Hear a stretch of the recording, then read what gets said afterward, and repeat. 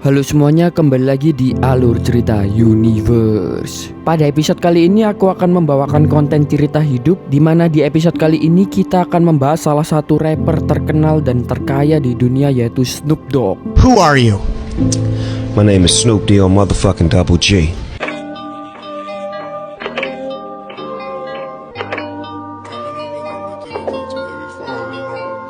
Meskipun sekarang kita mengetahui Snoop Dogg adalah seorang rapper yang sangat-sangat hebat karena memiliki banyak album musik dan juga dia juga kaya dan juga terkenal, tapi masih banyak yang belum tahu kalau ternyata kehidupan masa lalu Snoop Dogg juga sangat-sangat buruk dan penuh perjuangan. Oke, tanpa berlama-lama langsung saja aku ceritakan cerita hidup dari Snoop Dogg. Snoop Dogg lahir pada tanggal 20 Oktober 1971 di California, Amerika Serikat. Mempunyai nama asli Calvin Cordozer Bratus Jr. Panggilan Snoop awalnya diberikan oleh ibunya sendiri yang melihat kalau Snoop Dogg ini seperti tokoh kartun, yaitu Snoopy. Masa kecil Snoop Dogg sangatlah berat karena ayah dari Snoop Dogg sudah meninggalkan dia dan ibunya semenjak Snoop Dogg berumur 3 bulan. Dan karena hal itulah ibu Snoop Dogg harus merawat Snoop Dogg sendirian. Dan karena keadaan ekonomi yang sangat kurang, hal itu menyebabkan Snoop Dogg sudah mulai bekerja sedari dia SD untuk membantu ekonomi ibunya. Sedari SD Snoop Dogg sudah berusaha untuk mencari uang dengan cara menjual permen, menjadi loper koran, bahkan membantu orang belanja sebagai joki pengemas barang belanjaan. Ya memang Snoop Dogg bisa melakukan semua pekerjaan itu meskipun ketika itu dia masih duduk di bangku SD, karena nyatanya Snoop Dogg ini memiliki kelebihan untuk akrab dengan banyak orang. Ya meskipun hidup serba kekurangan, tetapi lagi-lagi Snoop Dogg tetap menikmati hidupnya karena dia mempunyai banyak teman. Selain itu Snoop Dogg juga diberi bakat untuk bisa menyanyi semenjak kecil. Ketika duduk di bangku SMA, Snoop Dogg yang mempunyai talenta di bidang musik, dia pun berusaha untuk semakin mengembangkannya. Dan karena budaya di Amerika, untuk seseorang pria berkulit hitam yang memiliki talenta musik, kebanyakan mereka akan terjun di dunia rap.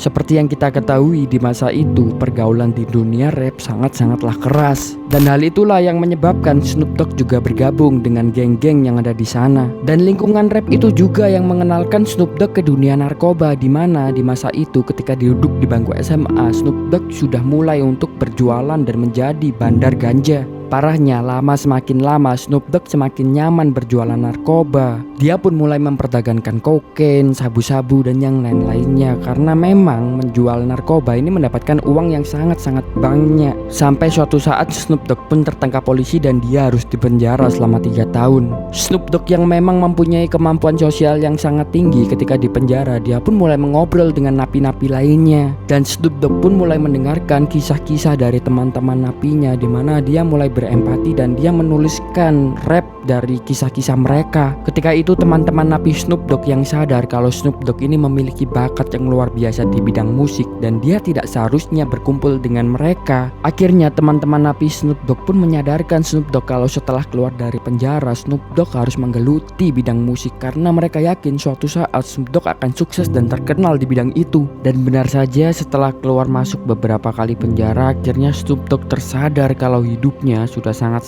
hancur dan sangat gelap. Karena hal itulah Snoop Dogg pun memutuskan untuk memulai hidup yang lebih baik lagi dan dia mulai untuk menseriusi bakat dan hobinya, yaitu musik. Setelah berjuang dan berusaha selama beberapa tahun, tidak diduga akhirnya Snoop Dogg berhasil untuk menerbitkan album rap pertamanya yang berjudul Doggy Style.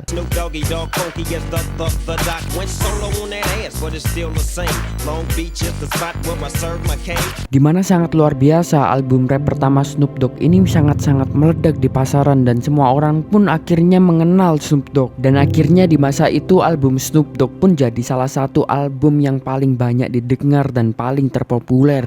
Beberapa tahun setelah album pertamanya dikeluarkan, tentu nama Snoop Dogg semakin terkenal dan dia juga semakin kaya sekarang. Tapi alih-alih bahagia karena semua pencapaian yang telah didapatkan, justru di masa itu Snoop Dogg mendapatkan cobaan yang lebih berat daripada sebelumnya.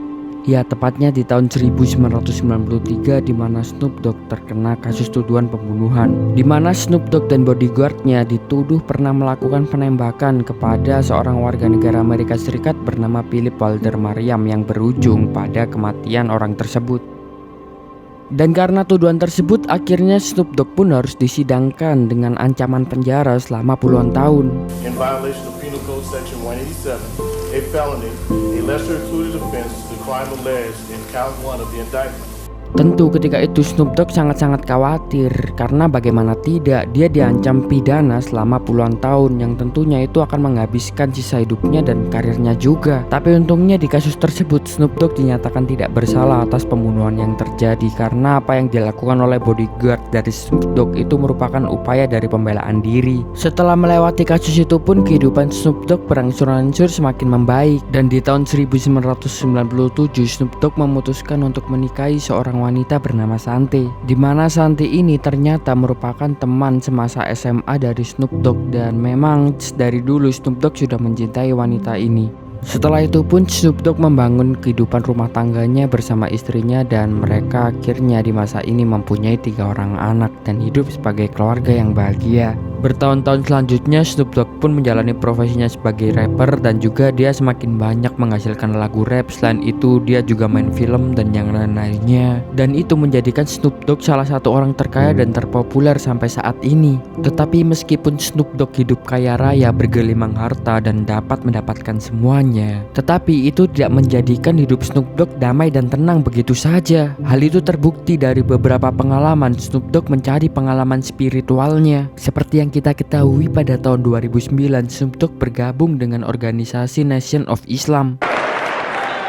Assalamualaikum. Ya, di tahun itu dalam upayanya mencari ketenangan dan kedamaian dalam hidup, Snoop Dogg pun mulai untuk mengenal dan belajar tentang Islam. Ya, meskipun sampai pada masa saat ini Snoop Dogg masih belum mengumumkan ke publik apakah dia memutuskan untuk mempercayai dan masuk ke agama Islam atau tidak. Selanjutnya dalam upaya untuk mencari kedamaian juga pada tahun 2010 Snoop Dogg memutuskan untuk pergi ke Jamaika untuk mempelajari aliran yang disebut sebagai Rastafarian, di mana Rastafarian ini dipopulerkan oleh seseorang tokoh yang terkenal juga yaitu Bob Marley, yang mengajarkan sebuah pandangan hidup untuk mencintai tubuhnya sendiri dan lebih tenang di dalam menjalani kehidupan. Dan setelah menetap beberapa waktu di Jamaika untuk mempelajari Rastafarian, akhirnya Snoop Dogg pun kembali lagi ke Amerika Serikat dan resmi mengganti namanya dari Snoop Dogg menjadi Snoop Lion. Untuk teman-teman yang penasaran dan kepo dengan perjalanan spiritual Snoop Dogg ketika di Jamaika untuk mempelajari Rastafarian, teman-teman dapat langsung menonton film dokumenternya yang berjudul Reincarnated yang diterbitkan pada tahun 2012. Dan itulah cerita perjuangan Snoop Dogg dalam mengejar mimpinya dan menggapai kesuksesan, yang membuat kita sadar kalau seorang Snoop Dogg juga tidak begitu saja langsung meraih mimpinya. Dia butuh banyak perjuangan dalam hidup sehingga dia bisa mencapai apa yang dia capai sekarang. Dan juga atas perjuangan keras selama ini, akhirnya Snoop Dogg pun membuat sebuah lagu rap untuk berterima kasih kepada dirinya sendiri. Last but not least, I want to thank me. I want to thank me for believing in me. I want to thank me for doing all this hard work. I want to thank me for having no days off. I want to thank me for never quitting. I want to thank me for always being a giver and trying to give more than I receive. I want to thank me for trying to do more right than wrong. I want to thank me for just being me at all times. Snoop Dogg, you a bad. Dan dari kata-kata Snoop Dogg ini aku ingin menyampaikan kepada teman-teman yang mungkin telah berjuang sangat-sangat keras menghadapi kerasnya kehidupan, untuk jangan lupa berterima kasih kepada diri kalian sendiri karena telah kuat dan telah sabar menghadapi segala cobaan dan rintangan sampai pada detik ini. Dan terima kasih sudah menonton konten kali ini. Jangan lupa saksikan konten selanjutnya.